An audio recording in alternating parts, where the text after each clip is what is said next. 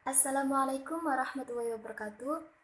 Nama saya Angela Kris Kurnia, saya dari Prodi Ekonomi Pembangunan, kelas B, NIM 1902311060.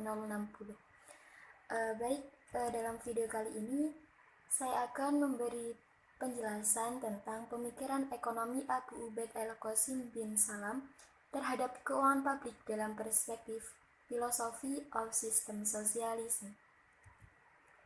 Oke, sebelum melangkah pada apa sih kebijakan publik itu, saya akan menjelaskan dulu terkait dengan ekonomi Islam. Nah, ekonomi Islam disebut juga Al-Iqtisad Al-Islam. Al-Iqtisad secara bahasa adalah Al-Qasdu yang berarti pertengahan dan berkeadilan. Seperti yang tercantum dalam surat Al-Maidah ayat 66 yang artinya di antara mereka ada golongan yang pertengahan. Arti dari ayat ini adalah yakni orang-orang yang berlaku jujur, tidak menyimpang dengan kebenaran. Sumber-sumber ekonomi Islam. Sumber hukum ekonomi Islam ada 4. Yang pertama adalah Al-Quran sebagai sumber utama, kemudian ada Al-Hadis atau As-Sunnah, kemudian ada Ijma, dan yang terakhir adalah Qiyas. Dasar-dasar ekonomi Islam ada 3. Yang pertama adalah aspek akidah yang meliputi sifat ilahiyah, rabbaniyah, dan asma. Dengan artian semua kegiatan ekonomi semata-mata dalam rangka beribadah kepada Allah Subhanahu wa taala. Selanjutnya adalah aspek syariah, dan yang terakhir adalah aspek akhlak.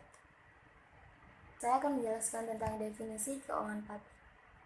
Keuangan publik adalah bagian ilmu ekonomi yang mempelajari tentang aktivitas finansial pemerintah. Keuangan publik mempelajari proses pengambilan keputusan oleh pemerintah. Mengapa? Karena setiap keputusan mempunyai pengaruh pada ekonomi dan keuangan rumah tangga dan swasta. Dengan demikian, fokus keuangan publik adalah mempelajari pendapatan dan belanja pemerintah, serta menganalisis implikasi dari kegiatan pendapatan dan belanja pada alokasi sumber daya, distribusi pendapatan, dan stabilitas ekonomi. Dalam video ini, saya mengaitkan dengan pemikiran ekonomi Abu Ubaid Al-Qasim bin Salam. Nah, siapa sih sosok Abu Ubaid ini? Beliau memiliki nama lengkap Abu Ubaid Al-Qasim bin Salam bin Miskin bin Zaid Al-Harawi Al-Azadi Al-Baghdadi.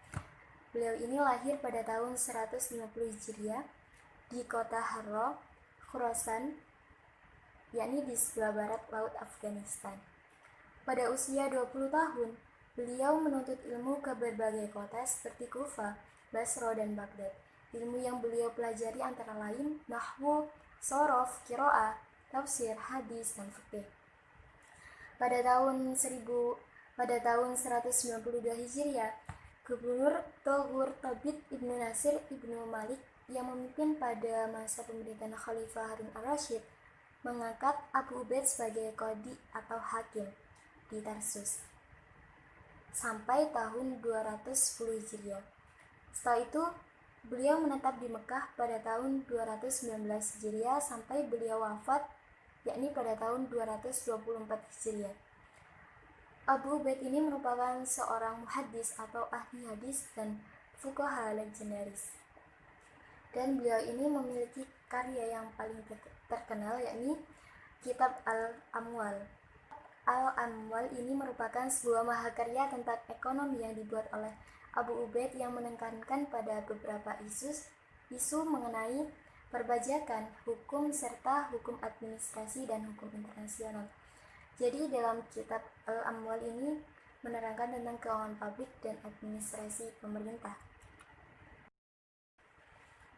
Abu Ubaid terfokus pada praktik yang dilakukan oleh Rasulullah dan Khulafaur Rasyidin, terutama Umar bin Khattab, sebagai contoh yang ideal dalam pengelolaan keuangan publik. Institusi yang mengelola keuangan publik itu disebut dengan Baitul Mal. Selanjutnya yakni sumber penerimaan keuangan publik. Terdapat 3 jenis pendapatan. Yang pertama zakat, yang meliputi usyur, kemudian ada khumus, yakni 1/5 dari harta yang terkena rampasan, harta yang terkena khumus. Apa aja harta yang terkena khumus ini? Yang pertama adalah ghanimah atau rampasan perang. Yang kedua adalah harta yang diperoleh melalui penambangan dan harta yang terpendam atau rikaz. Yang ketiga adalah harta yang dipendam. Selanjutnya pendapatan yang terakhir adalah dari fai.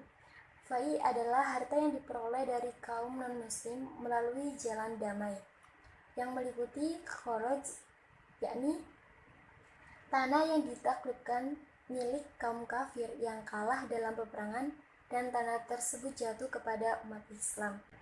Kemudian ada jizyah. Jizyah ini merupakan pajak tahunan yang wajib dibayarkan oleh seorang non-muslim, khususnya ahli kitab, untuk jaminan perlindungan jiwa, properti, ibadah, dan harta mereka atau budak yang tinggal di wilayah pemerintahan Islam. Zakat merupakan dasar prinsip untuk menegakkan struktur sosial Islam. Zakat bukanlah derma atau sedekah biasa. Ia adalah sedekah wajib dan setiap muslim yang memenuhi syarat tertentu. Berdasarkan dalil dalam surat At-Taubah ayat 103 yang berbunyi, khudh min amwalihim shadaqatan tutahhiruhum wa tuzakkihim biha wa sholli 'alaihim inna sholataka sakanun lahum wallahu sami'un 'alim. Yang artinya, ambillah zakat dari sebagian harta mereka. Dengan zakat itu kamu membersihkan dan mensucikan mereka dan berdoalah untuk mereka. Sesungguhnya doa kamu itu menjadi ketentraman jiwa bagi mereka. Dan Allah Maha mendengar lagi Maha mengetahui. Filosofi hukum dari sisi ekonomi Islam. Abu Ubaid menekankan keadilan sebagai prinsip yang utama. Dan beliau menekankan pada kebijakan khalifah untuk membuat keputusan dengan kehati-hatian. Serta dalam hal pengumpulan kharaj, jizyah, dan zakat, tidak boleh menyiksa subjeknya. Tetapi di sisi lain, subjek harus memenuhi kewajiban finansial secara teratur dan pantas. Hak atas kekayaan publik yang meliputi pendistribusian zakat diberikan kepada mereka yang berhak, karena bahwasanya zakat diambil dari mereka yang kaya dan diberikan kepada mereka yang berhak. Kemudian ada kepemilikan dalam pandangan kebijakan perbaikan pertanian. Menurut Abu Ubaid, sumber dari publik seperti sumber air, pada rumput, pengembalaan, dan tambang minyak tidak boleh dimonopoli seperti pada hima atau tanaman pribadi. Jadi dalam perspektif Abu Ubaid melarang adanya monopoli. Nah, keuangan publik menurut pandangan Abu Ubaid. Dari apa yang dibahas sejauh ini, dapat terbukti bahwa Abu Ubaid selalu memelihara keseimbangan antara hak-hak dan kewajiban warga negara. Dana-dana publik dialokasikan untuk kesejahteraan publik seperti kesejahteraan anak-anak, korban bencana, santunan, dan yang lainnya. Prinsip sistem ekonomi sosialis ada 3. Yang pertama adalah pemilikan harta oleh negara. Kemudian yang kedua adalah kesamaan ekonomi, di mana negara diletakkan di bawah peraturan kaum buruh yang mengambil alih semua aturan produksi dan distribusi. Kemudian yang terakhir adalah disiplin politik, di mana seluruh bentuk produksi dan sumber pendapatan menjadi milik masyarakat secara keseluruhan. Oleh karena itu, harus ada aturan yang diperlakukan sangat ketat untuk lebih mengefektifkan praktik sosialisme. Selanjutnya adalah ciri-ciri sistem ekonomi sosialis ada 3. Yang pertama adalah lebih mengutamakan kebersamaan atau kolektivisme, di mana masyarakat dianggap sebagai satu-satunya kenyataan sosial, sebagai individu-individu fiksi belaka, dan tidak ada pengakuan atas hak-hak pribadi dalam sistem sosialis. Yang kedua adalah peran pemerintah sangat kuat, karena di sistem ekonomi sosialis, pemerintah bertindak aktif mulai dari perencanaan, pelaksanaan, hingga tahap pengawasan. Alat-alat produksi dan kebijaksanaan ekonomi pun semuanya diatur oleh negara. Dan yang terakhir adalah sifat manusia ditentukan oleh pola produksi. Selanjutnya, Sistem sosialis dengan pemikiran ekonomi Islam menurut Abu Ubaid. Berdasarkan pemaparan materi tentang pemikiran ekonomi Abu Ubaid dengan sistem ekonomi sosialis, ini memiliki persamaan.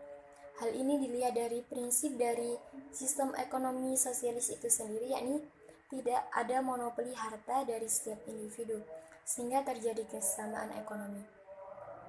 Tetapi pada pemikiran ekonomi Abu Ubaid, yakni pelaksanaan distribusi kekayaan harus dilakukan secara adil dan merata berdasarkan prinsip-prinsip yang sebaik dan sesempurna mungkin. Dalam ekonomi Islam, Islam memberi kebebasan bagi individu untuk melakukan kegiatan ekonomi bukan mutlak, diiringi dengan nilai-nilai syariat. Selanjutnya, Islam memberi hak kepada individu untuk menikmati kekayaan, tetapi hak tersebut diikat dengan moral melalui pajak. Kenapa? Karena di sini agar tidak terjadi penumpukan kekayaan kepada kelompok tertentu saja. Mungkin itu saja yang dapat saya bagikan. Kurang lebihnya mohon maaf. Wassalamualaikum warahmatullahi wabarakatuh.